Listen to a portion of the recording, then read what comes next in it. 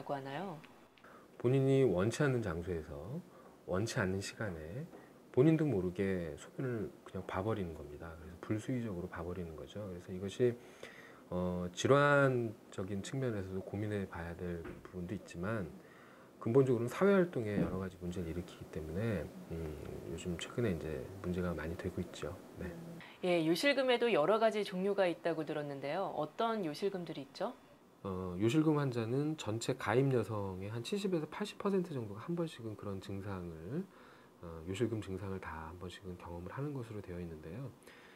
크게는 한 네 가지 정도로 구분되어집니다. 첫 번째는 복압성 요실금이라고 해서 전체 요실금의 한 70에서 한 80% 정도를 차지하는 요실금인데, 복압, 배 압력이 증가했을 때 소변이 불수의적으로 새는 그런 요실금을 말합니다. 그래서 기침을 한달지, 줄넘기를 한달지, 뛴달지 이래서 배 압력이 증가하는 상황에서 본인도 모르게 소변이 확 새버리는 그런 요실금을 말을 하고요.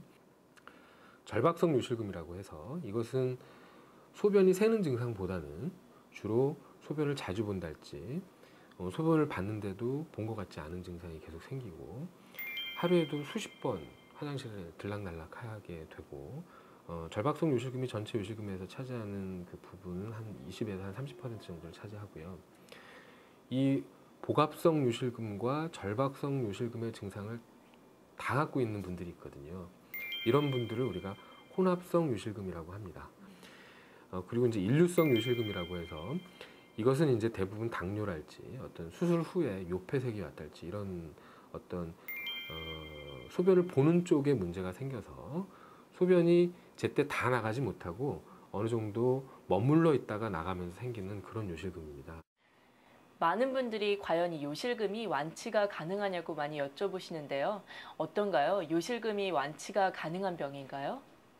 우리가 통상적으로 근치적 수술이라고 해서 예컨대 이런 겁니다. 맹장염이 걸리면 맹장을 떼어버리면 다시는 죽을 때까지 맹장염은 생기지 않습니다. 이런 거는 완치율을 논할 수 있어요.